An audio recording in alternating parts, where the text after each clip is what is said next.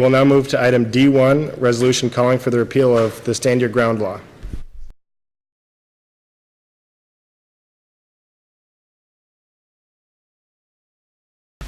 I just wanted to make certainly express appreciation to the many citizens who attended tonight and last session of the Board of Commissioners to voice concern, support, or opposition of this resolution. And I appreciate them being so patient tonight. I think we have broke a record tonight. I think it's the longest Board of Commissioners meeting I ever recalled. And I've been around a few years. But it shows that government is working, and as well as its elected officials and staff and administrators.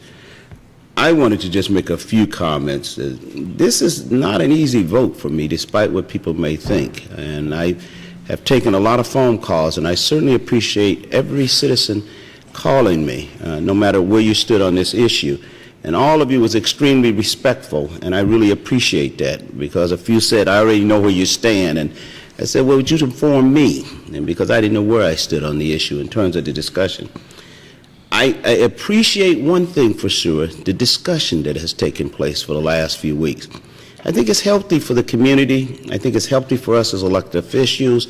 And I think it's healthy for individuals who participate in the discussion from both sides to hear the concerns that we have for our society, our country, and our community.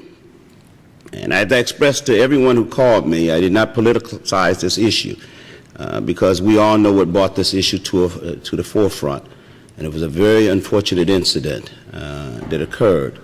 But no national organization has contacted me, and no national organization have sent me communications. I want to make sure that people understand that, because some people had a concern about a national organization was causing me to have some kind of role in this. I had no role in this, and I basically kept my vote pretty well quiet until tonight. But I think it's important sometimes we have public discussion. It is too much violence in this country, far too violent. And many of us in this room at my age group can remember we did not have such a violent society. People tend to got along, and people worked diligently to get along. We negotiated our problems and our indifferences. We didn't club each other to death, and we definitely didn't shoot each other. And it deserves more public discussion. I wish we could have had a few more meetings just to talk about this, and how do we raise our families to negotiate and be reasonable before we even end up in a conflict or situation. Now, that doesn't happen with robberies. That doesn't happen with rapes. That doesn't happen with breaking and entries. But we have a very violent society, and it's somewhere we need to have more conversations like this on how we learn to negotiate and how we avoid conflicts and how we just tend to just walk away. Now, that doesn't mean you walk away when a person's got a gun pointed on you. It doesn't mean you walk away when your body you feel threatened or your loved one feel threatened. I support the right to bear arms, and I'm a progressive. I may be the only progressive ever say that, and I think I'm progressive on every issue. I believe you have a right to own your weapon. I believe you got the right to purchase as many guns you can financially afford. I do believe that. And I've said that. I've never said it publicly, but I'm saying it tonight. And I don't think no one got a right to take your gun away from you. You bought it, you worked for it, and you purchased it. And most of the citizens I think here tonight, and I would think all of them, and I met many of you tonight and many at the last meeting, are decent and law-abiding citizens. You use your guns for sports, hunting, and basically you use it for target practice, for recreation. And it caused nobody no harm or no threat. And I certainly appreciate that. But one of the things we have to do is to talk about how we have created a more peaceful environment in America, that everyone could feel safe and well protected. I can say I'm a victim of crime at least twice. I was broken in twice. So I do understand the compassion that many folks talked about. At one time I was broken into, we were in the bed, and at 1:30 in the morning, somebody was crawling around in my house. And I didn't believe it at first, and I woke up when the police came in the back door. They had an exit out the back door of my house. I was broken in 2 years ago, where everything was stolen out my house of value, less than 2 hours in the broad daylight. So I do know what it means to be a victim of crime. As I told someone, I hope I would never want to be in a position to harm anyone, even if they broke in my house, as long as they weren't physically violent to me or my loved ones.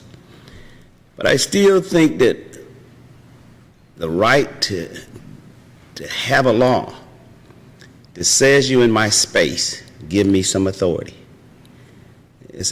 I wish we had more discussion about this. And I honestly say this because I do understand the kind of situation that some folks are in that feel so threatened that they need their weapon. But I wish we would talk about the fact of how can I just turn and walk away or bag up and get out of the situation. I wish the legislative body would have talked about those kind of issues. And I know sometimes you can't turn. He's got a gun on you. He's got a knife on you. You can't turn away. But we need more discussions about how do we deal with conflicts. A person robbing you, that's a different circumstances. A person holding you at gunpoint, that's a different circumstance. We never talked about this as we created laws. I'm going to say tonight, I will be voting for this resolution just because I think we need more conversation. And if that means this conversation go to more local communities, I hope to be there to hear more public hearings. If it goes back to the state legislative body, I don't think this got a slight chance of passing the state legislative body. And I think most of you in the audience know this. I think this law is in concrete, and that's something I think my colleagues was trying to say to you. But the issue is we need to talk more about how do we create a more peaceful environment in America where less guns are needed and less fear that folks have. Now, that doesn't, how that happens, I don't know. I don't think that will happen at Washington County Board of Commissioners. But I think it needs to be more conversation. And that's the way I'm going to vote, Chair, and it's based upon the facts that somewhere we need a more peaceful society.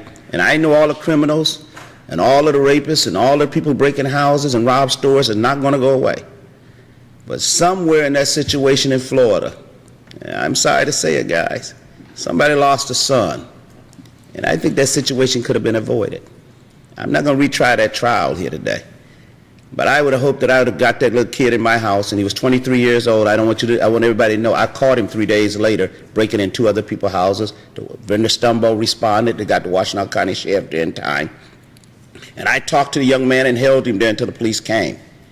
But believe me, if that young man wanted to get away, I wasn't going to put his life at risk or my life at risk just for a computer. He had stolen 3 computers out of my neighbor's house. He came back 4 days later and broke in their homes, and I held him until the police arrived. But definitely, I wasn't going to take his life over a computer. Not because I don't say that to you, but I think we need more public discussion of how we handle conflict. And that's not to say take your guns away, but I think we need to talk. Thank you, Chair. Any further discussion at this time? Seeing none, will the clerk please call the roll? Commissioner Brayback. Yes. Commissioner Labar. Yes. Commissioner Martinez-Kratz. No. Commissioner Peterson. Yes. Commissioner Ping. No. Commissioner Robbie. Yes. Commissioner Sizemore. Okay, so if I vote no, I guess I'm not supportive of this, am I correct? No. Commissioner Conan Smith. Yes. Commissioner Dan Smith. No. And the motion carries.